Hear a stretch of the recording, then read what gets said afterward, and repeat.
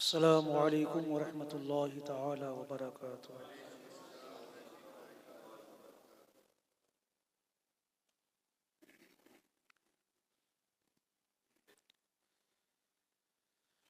नहमदुहु व नुसल्ली व नुसल्लिमु अला रसूलिहिल करीम।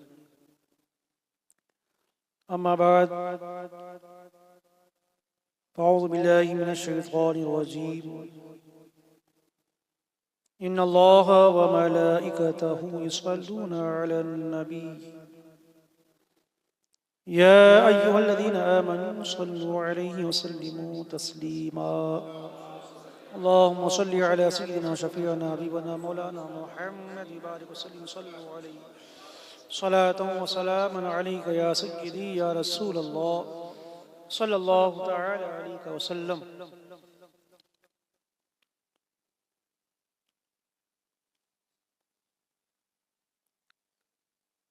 बुखारी शरीफ की हदीस नंबर 156, इसमें इमाम बुखारी रहमतुल्लाह ताला अलैह ने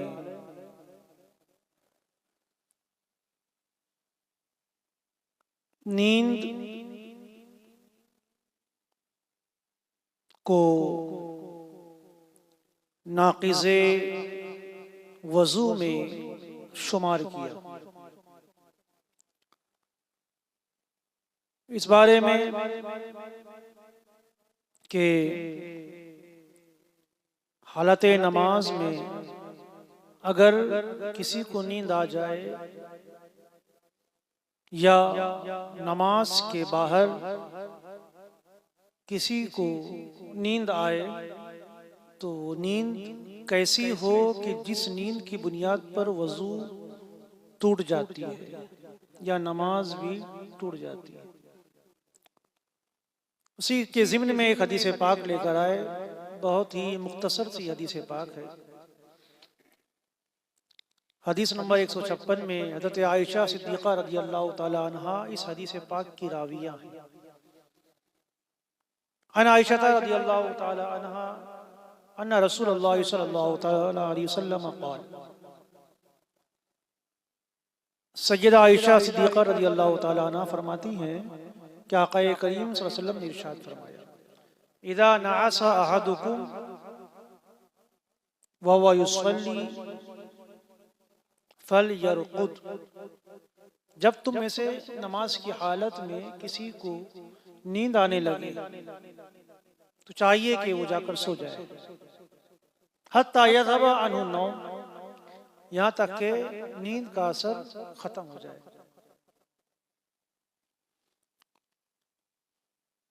फ़इन्न अहदकुम इज़ा सल्ला व हुवा नाइसुन ला यदरी लअल्लहु यस्तग़फिरु फ़युसब्बा नफ़्सहु। फरमाते हैं आक़ा करीम सल्लल्लाहु अलैहि वसल्लम, इसलिए कि जब नींद की हालत में कोई नमाज पढ़ेगा तो ये हो सकता है कि वो खुदा की बारगाह में इस्तिग़फ़ार कर रहा हो, दुआएं मांग रहा हो और वो अपने ऊपर नींद की हालत में बद्दुआ कर बैठे।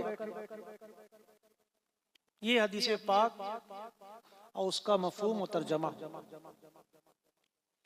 तशरीह में शारे बुखारी नाइब मुफ्ती आज़म हिंद अल्लामा मुफ्ती शरीफुल हक़ अमजदी अलैहि रहमा लिखते हैं कि आक़ा करीम सल्लल्लाहु अलैहि वसल्लम ने जो यहाँ पर इरशाद फरमाया कि जब नमाज पढ़ने के आलम में नींद आने लगे तो जाकर सो जाए, इसका ये मतलब हुआ जो आखिर में आका ने इरशाद फरमाया कि हो सकता है कि वो कहना कुछ और चाहता है, पढ़ना कुछ और चाहता है, ज़बान से कुछ और निकल जाए। कुरान शरीफ पढ़ रहा था इहदिनस सिरातल मुस्तकीम सिरातल लज़ीना अनअमता अलैहिम। ऐ अल्लाह तू हमें सीधा रास्ता चला, रास्ता उन लोगों का जिन पर तेरा इनाम हुआ। अब यहां ये दुआ कर रहा है अल्लाह की बारगाह में, अल्फाज सही तरीके से अदा हुए, लेकिन अगर नींद की हालत में है तो कहीं ऐसा ना हो कि वहां पर सिरात की जगह सिरात पढ़ दे या तौ की जगह ता पढ़ दे, अल्फाज बदल जाएंगे, माना बदल जाएगा, है ना। या फिर ये दुआया कलीमा है, इसकी जगह कोई ऐसा जुमला, ऐसी आयत करीमा पढ़ दे कि जो बद्दुआ के माने में आते हो। क्योंकि एक वक्त ऐसा होता है कि जो इजाबत और कबूलियत का वक्त होता है। कहीं ऐसा ना हो कि जिस वक्त आप नमाज पढ़ रहे हो वही वक्त इजाबत और दुआ की कबूलियत का वक्त हो, आप अपने लिए दुआ कर रहे हो, कहीं ऐसा ना हो कि नींद की हालत में बद्दुआ कर बैठो और तुम्हारे हक में वो बद्दुआ पूरी हो जाए। इसीलिए कहा गया कि नींद की हालत में, यानी कब, जब ज्यादा नींद सता रही, सिर्फ औंग आ रही है, कुरान शरीफ सही पढ़ रहा है, पता है, अरकान को सही अदा कर रहा है, तो वो नमाज जारी रखे।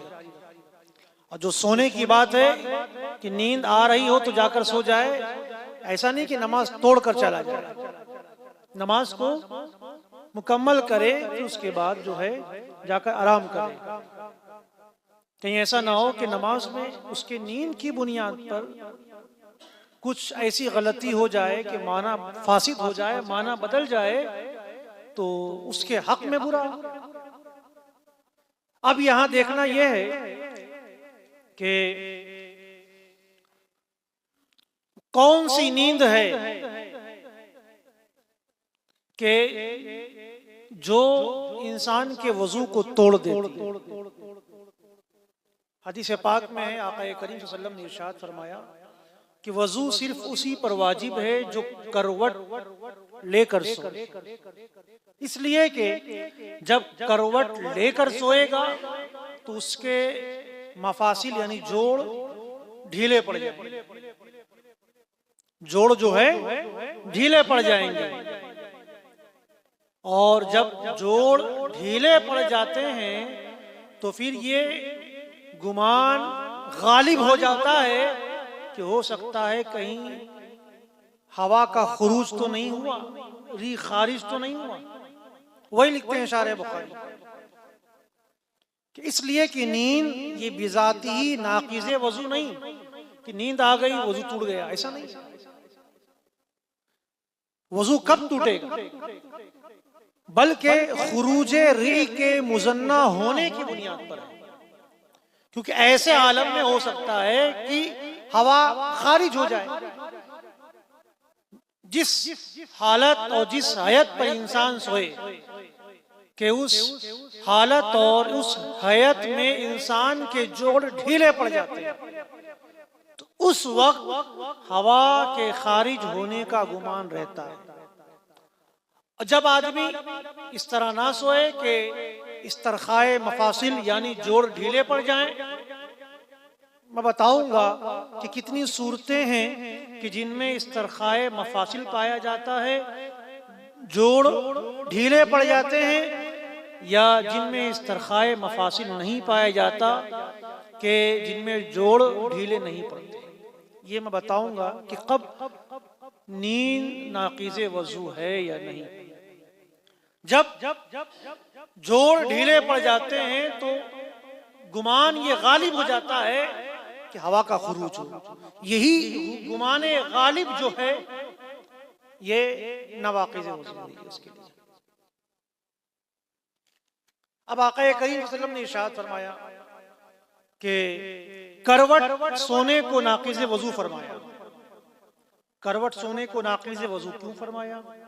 इसलिए कि ऐसे आलम में जोड़ ढीले पड़ जाते हैं। आदमी करवट लेकर सोता है, बेखबर सो जाता है, गफलत में चला जाता है, बेखबर सो जाता है। तो जब जोड़ ढीले पड़ जाते हैं तो अब देखा जाएगा कि वो कौन कौन सी हैयत है कि जिसमें जोड़ ढीले पड़ जाते हैं, जिसमें जोड़ ढीले पड़ जाते हैं। तो अनवारुल ईमान, बारे शरीयत, दूसरी कुतुब फ़िक़हिया में, बहुत सारी किताबों में जो बुनियादी किताबें हैं फ़िक़ह की, मसाइल की, उसमें अक्सर मुसन्निफ़ीन और उलमा ने लिखा है कि सोने की 10 ऐसी सूरतें कि जिनसे वज़ू टूट जाता है। 10 ऐसी सूरतें हैं कि जिस सूरत पर भी, उन 10 में से किसी एक सूरत में भी अगर इंसान को नींद आ जाए, सो जाए, तो उससे वज़ू टूट जाता है। पहली बात ये याद रखें, जो जानबूझकर कस्दन सोएगा तो फिर वज़ू भी जाएगा, नमाज भी चली जाएगी। अगर जानबूझकर नहीं सोया, सिर्फ नींद आई गई है, बेख्याली में नींद आ गई, और ये जो 10 चीजें बताने जा रहा हूं कि जिनसे वज़ू टूट जाता है, बेख्याली में सो गया तो सिर्फ वज़ू जाएगा, नमाज नहीं जाएगी। कहते हैं सो जाने से वज़ू जाता रहता है, बशर्ते के दोनों सुरीन खूब ना जमे हो, ना ऐसी हैयत पर सोया हो जो गाफिल होकर नींद आने को माने हो। अब यहां 2 कंडीशन बताया गया कि कब वज़ू टूटेगा। दोनों कंडीशन पाई जाने जरूरी है। दोनों में से कोई एक चीज अगर नहीं पाई गई तो वज़ू नहीं टूटेगा। या तो आदमी सो रहा है तो दोनों सुरीन, समझे, पीछे का हिस्सा जिस पर इंसान बैठता है, अगर दोनों सुरीन जमीन पर खूब जमे हैं, एकदम जैसे इस वक्त हम बैठे हैं पालती मार के, दोनों सुरीन जमे हैं, एक कंडीशन ये। और दूसरी कंडीशन ये कि ऐसी हालत पर सोया कि गाफिल होकर नींद आने को माने, यानी ऐसी गफलत में सोया कि कोई चीज उसे सोने से ना रोके, सोने से ना रोके। ऐसी गफलत में सोया के सोने से कोई चीज रोके ना, यानी वो बेख्याली में सो जाए। दूसरा ये कि सुरीन भी जमे हो। जब ये दोनों एक साथ पाए जाएंगे तो वो कौन सी सूरतें हैं कि जिनमें वज़ू टूटेगा वो बताने जा रहे हैं। ये दोनों का एक साथ पाया जाना जरूरी है। ये हुआ कि सुरीन जमा है लेकिन वो गफलत की नींद नहीं सोया है, गफलत की नींद नहीं सोया है तो वज़ू नहीं टूटा। या गफलत की नींद सो गया है, बेखौफ सो गया, लेकिन सुरीन जो है ये नहीं जमा है। गफलत की नींद सो गया, गफलत की नींद सो गया है और सुरीन जमे हुए हैं, तब भी वज़ू नहीं टूटेगा। ये 2 कंडीशन आप हज़रात याद रखिएगा। उकड़ू बैठकर सोना, यानी दोनों पैरों के तलवे पर उकड़ू बैठता है ना आदमी, इस तरह, या चित होकर सोया, या पट, चित यानी पीठ के बल, पट यानी पेट के बल, या करवट पर लेट कर, दाईं करवट या बाईं करवट, ऐसे हालत में सोया, या एक कोनी पर तकिया लगाकर, यानी चाहे दाएं तरफ टेक लगाया हो, चाहे बाएं तरफ टेक लगाया, ऐसी हालत में अगर सोया, या बैठ कर सोया, बैठे बैठे, मगर एक करवट को झुका हुआ कि एक या दोनों सुरीन उठे हुए, दाएं तरफ करके कि एक सुरीन उठा है, या और झुक गया तो दोनों सुरीन उठ गए, या बाएं तरफ झुक गया कि एक सुरीन या दोनों सुरीन उठ गए। तो ऐसे आलम। या नंगी पीठ पर सवार है, यानी जानवर, घोड़ा हो, खच्चर हो, गधा हो, ऊंट हो, कोई भी जानवर, या नंगी पीठ पर सवार है और जानवर ढलान की तरफ उतर रहा है। नंगी पीठ का मतलब यह कि जानवर पर जीन ना हो। जो घोड़े पर पहले जीन रखी जाती है ना, वो चमड़े का होता है, कपड़े का, जैसा भी हो, उसको रखा जाता है ताकि उसकी पीठ की हड्डी गड़े ना बैठने में, उसको जीन कहा जाता है। वो जीन नहीं, नंगी पीठ पर अगर सवार है और वो जानवर नीचे की तरफ, पहाड़ी से या ऊंचाई से नीचे की तरफ उतर रहा है, ऐसी सूरत। या दोनों जानू बैठा है, दो जानू जिस तरह हम नमाज कायदे में बैठते हैं, दोनों जानू बैठा है और पेट रानों पर रखा, पेट को रानों पर, यानी पेट को रानों से मिला दिया कि दोनों शरीर जमे ना रहे, अब उड़ गए पीछे से। या चार जानू हैं, इस तरह हम पालती मारकर चौकड़ी डालकर बैठे हैं, या चार जानू हैं और सर रानों पर, यानी एकदम झुक गए कि सर जो है रान पर लग गया, या और झुक गए कि सर जो है पिंडली पर टच हो गया।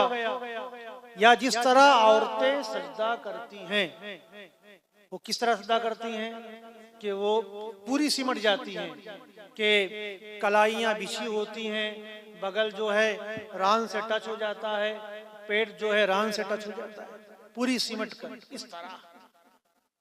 या जिस तरह औरतें सजदा करती हैं उसी हालत पर सो गया।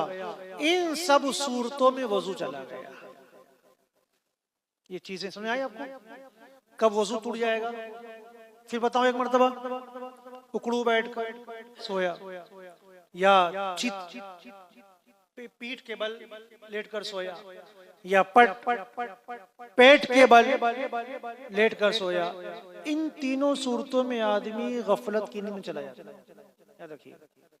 या करवट पर, यहाँ भी नींद गफलत की नींद में जाएगा, या करवट पर लेटकर सोया, या दाएं तरफ या बाएं तरफ किसी एक कोनी से टेक लगाकर सोया, या एक करवट को झुका है कि एक सुरी या दोनों सुरीन जो है उड़ गए हों, या जानवर की नंगी पीठ पर सवार है और बैठा बैठा उस पर सोया और जानवर नीचे की तरफ जा रहा है, ऊपर की तरफ जा रहा है या बराबर जा रहा है, तो वजू नहीं टूटेगा, आगे आएगा। नंगी पीठ पर सवार है और सो रहा है और जानवर जो है नीचे की तरफ जा रहा है, या फिर दो जानू बैठा और पेट रानों से टच हो गए, ऐसी सूरत में वजू टूट जाएगा। या चार मांडी बैठकर बैठा हुआ है और इस तरह सोया कि सर जो है रान पर टच हो गया या पिंडली पर टच हो गया, तब भी इंसान का वजू टूट जाएगा। या फिर औरतें जिस तरह सजदा करती हैं उस अंदाज में अगर उसने सजदा की, उस तरह वो सो गया या उस तरह सजदा किया तो सो गया, ऐसी हालतों में वजू टूट जाए। देखिए, और अगर नमाज में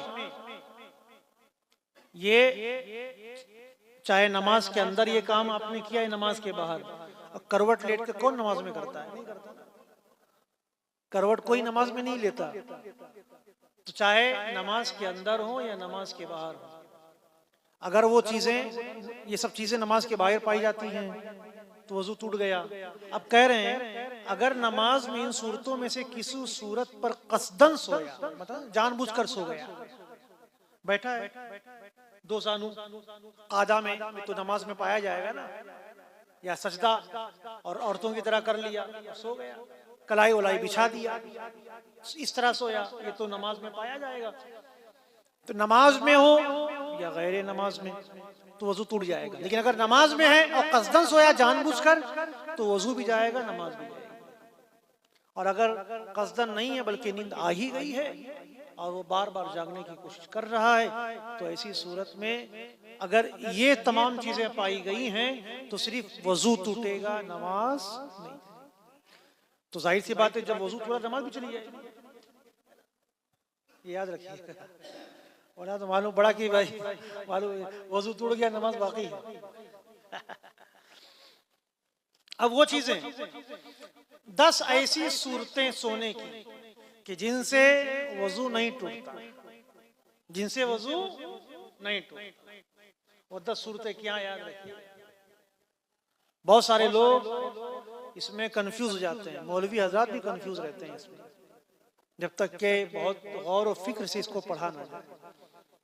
आला हज़रत रज़ी अल्लाह तआला अन्हु लिखते हैं 10 सूरतें ऐसी हैं कि जिन सूरतों और हालतों में सोने से वजू नहीं टूटता है। दोनों सुरीन जमीन पर हैं, दोनों सुरीन जमीन पर हैं और दोनों पांव एक तरफ फैले हुए हैं, जैसे अभी हम बैठे है ना, पैरों को हमने फैला लिया, बैठे बैठे सोते रहे, वजू नहीं टूटेगा जब तक के किसी एक तरफ हम ढलक न जाए या किसी एक तरफ हम टेक न लगा लें। टेक लगा लिया या ढलक गए कि एक सुरी या दोनों सुरी उठ गई तो वजू चला गया। अगर बैठे बैठे सो रहे हैं दम कड़क होकर, ना दाएं ढलक रहे ना बाएं ढलक रहे, तो ऐसी सूरत में वजू नहीं टूटेगा। इसी तरीके से हम बस में बैठे हैं, सीट पर कुर्सी पर बैठे हुए हैं, रेलगाड़ी में बैठे हुए हैं, टिपाई पे बैठे हुए हैं और पैर नीचे फैला हुआ है, बैठे बैठे सोए हैं, आगे पीछे कोई टेका नहीं है, तब भी वजू नहीं टूटेगा। याद रखिएगा इसको।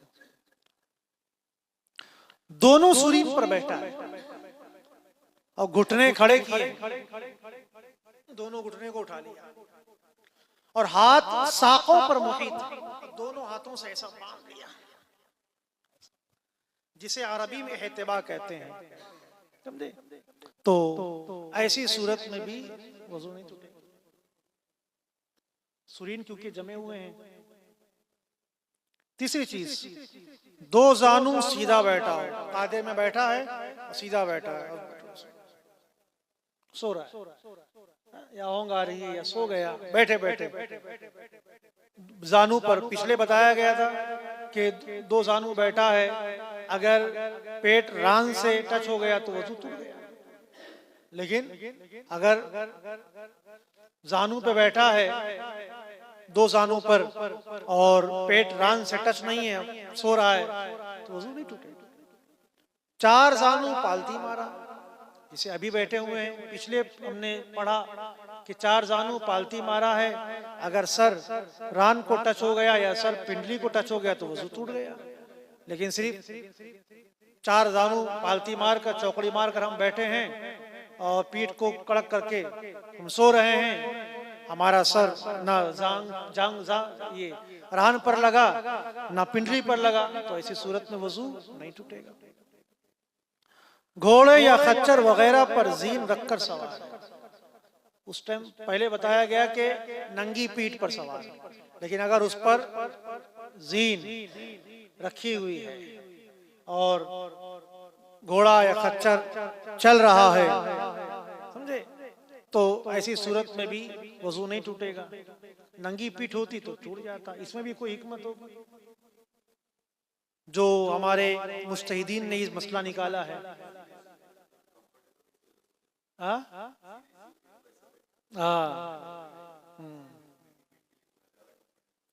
नंगी पीठ पर सवार है, 7वीं चीज आ गई, नंगी पीठ पर सवार है मगर जानवर चढ़ाई पर चढ़ रहा है या रास्ता।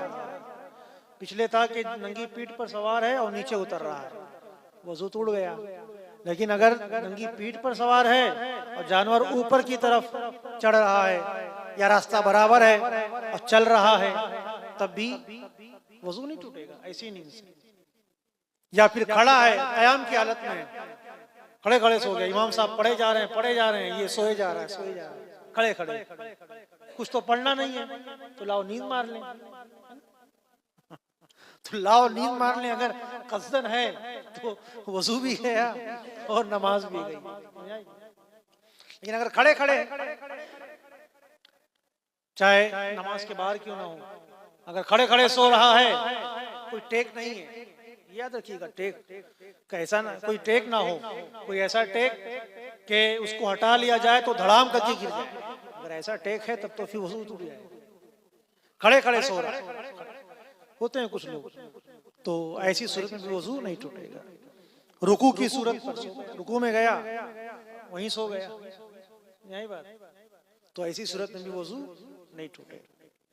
10 सजदे मसनूना मर्दान की शक्ल पर, सजदे मसनूना मर्दां की शक्ल पर, यानी जिस तरह आदमी लोग सजदा करते हैं उसी तरह अगर सजदा किया है कि बाहों को जो है, हाथों को बाहों से खोला रखा है, पेट को रान से जुदा रखा है, ऐसी हालत में अगर सोया है कि ये कलाई को जमीन पर बिछाया भी नहीं है, तब भी वजू नहीं टूटेगा। लेकिन अगर औरतों अपने आप को औरत समझ लिया और औरतों की तरह सो गया, तब तो वजू भी चला गया, है कि नहीं? औरतों की तरह सोने पर वजू टूट जाता है। और नमाज की हालत में है तो नमाज तो वैसी भी चली जाएगी। कि पेट रानों और राने साकों और कलाइयां जमीन से जुदा, जो मैंने बताया कि जिस तरह मर्द हजरात के लिए मसनून तरीका सजदा करने का है, यह है कि पेट रानों से जुदा हो, रान साकों से जुदा हो, कलाइयां जमीन से जुदा हो, ये मर्द के सुन्नत तरीका है सजदा करने का। इस तरह अगर सजदा किया और नींद आ गई तो वजू नहीं टूटा। अगरचे ये क़याम वो क़िरात रुकू व सुजूद गैर नमाज में हो, अगरचे सजदा की असल नियत भी ना हो। मतलब ये हुआ कि अगर ये तमाम बातें जो हैं नमाज की हालत में हैं और या गैर नमाज में है, नमाज की हालत में है, कसदन पाया गया तो वजू टूट गया, नमाज चली गई, कसदन नहीं पाया गया तो वजू नहीं गया, और गैर नमाज में है तो ऐसी सूरत में ये 10 चीजों में से कोई एक चीज पाई गई तो उन सूरतों में भी नमाज नहीं, ये वजू नहीं जाएगा। हाँ, अगर टेक वगैरह पाया गया तो ऐसी सूरत में वजू चला जाएगा। वल्लाहु रसूलु आलम बिस्सवाब। मैं अब अपनी गुफ्तगू को यहीं ख़त्म करता हूँ। वमा अलैना इल्लल बलाग। अस्तगफिरुल्लाह रब्बी मिन कुल्ली ज़ंबि व अतूबु इलैह। 2-3 सवालात हैं, समाप्त कर लें।